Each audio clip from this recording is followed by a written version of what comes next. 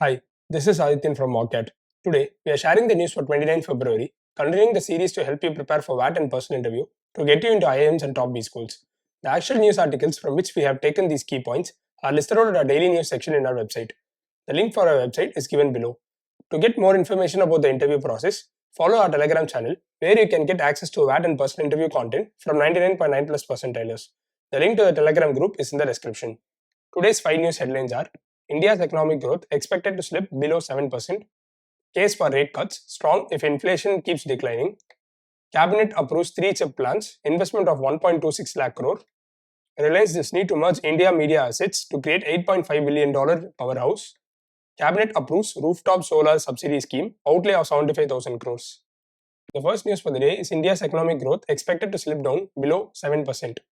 India's economic growth probably slipped below 7% for the first time in the current fiscal year in the October to December period, hit by a tepid manufacturing sector and weakness in consumption. Retailers have been struggling mainly in the rural areas where the recovery from the COVID-19 pandemic has been slow, impaired by the high cost of living and weak wage growth despite India's world-beating growth rate.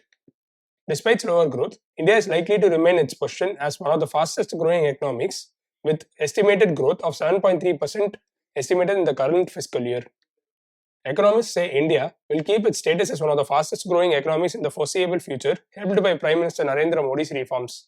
The next news for the day is case for rate cuts, strong if inflation keeps declining. RBI's Monetary Policy Committee. The case for interest rate cuts is expected to get stronger if inflation keeps declining, said Ashima Goyal, one of the 3 external members on the Reserve Bank of India's Monetary Policy Committee. India has clocked a GDP growth of more than 7% for 3 consecutive years, with the RBI predicting that 2024 to 25 could see the economy expand by 7%. At the same time, inflation has been above the medium target of 4% for 52 months in a row. While headline inflation has been difficult to bring down despite the MPC's rate hikes in 2022 to 23, core inflation, or inflation excluding fuel and food items, plummeted in 2023 and came in at an over 4-year low of 3.6% in January. Managing the foreign inflows into Indian sovereign debt should not be an issue for the RBI and domestic liquidity conditions at the same time when the system liquidity has become tight. Cabinet approves 3 chip plants, investment of 1.26 lakh crore.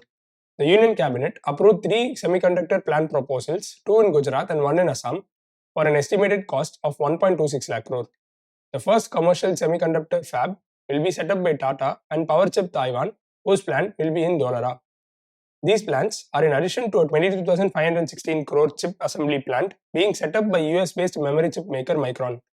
With these units, the semiconductor ecosystem will be established in India. These units will generate employment creation in downstream automotive, electronics manufacturing, telecom manufacturing, industrial manufacturing, and other semiconductor consuming industries. Reliance Disney to merge India media assets to create $8.5 billion powerhouse.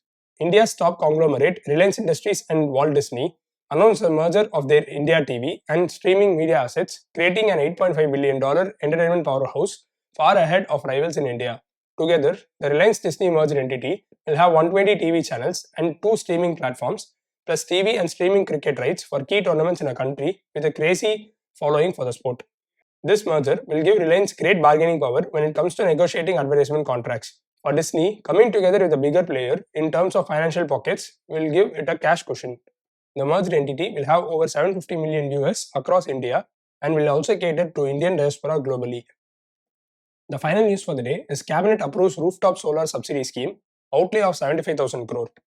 The Cabinet approved PM Surya Ghar Muft Bijli Yojana for installing rooftop solar in 1 crore households with a total outlay of 75,000 crore.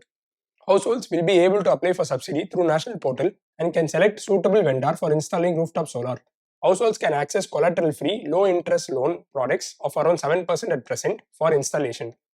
All stakeholders will be integrated to a national online portal, which will further improve convenience.